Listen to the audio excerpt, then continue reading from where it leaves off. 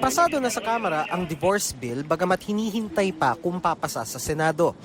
Pero ayon kay dating Chief Justice Hilario Davide Jr., isa sa framers ng 1987 Constitution, kailangang amyendahan ng saligang batas para dito. Nakasaad daw kasi sa konstitusyon na ang kasal ay isang social institution na inviolable o hindi maaaring sirain. At may mandato ang Estado na protektahan ito. Take note of the phrases, special contract.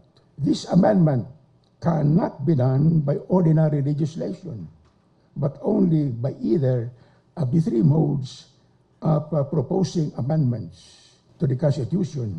The misrepresentation was done by making it appear that marriage is only a social institution, not an inviolable social institution.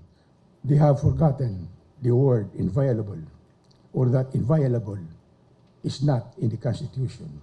Binanggit sa isang forum ng UP Law Foundation ang isa sa mga argumento pabor sa diborsyo, ang kawalan ng anumang hayagang probisyong nagbabawal dito kahit wala ring probisyong pumapayag dito.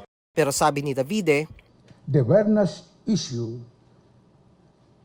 related to a proposed provision that did not yet contain the word inviolable. It is obvious that absolute divorce is absolutely prohibited under the 1987 Constitution. In short, an absolute divorce law would be unconstitutional, no matter how beautifully worded or embellished or made attractive.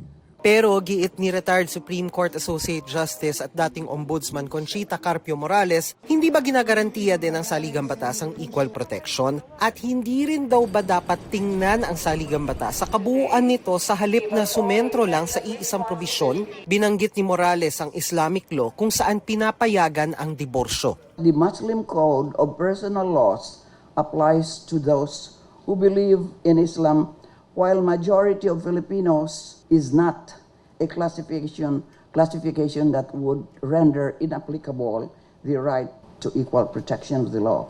Those who need a divorce law are similarly situated, mired in a dysfunctional family, and in physical, emotional, and financial oppression by a spouse. Surely the majority of Filipinos deserve remedy to such situations.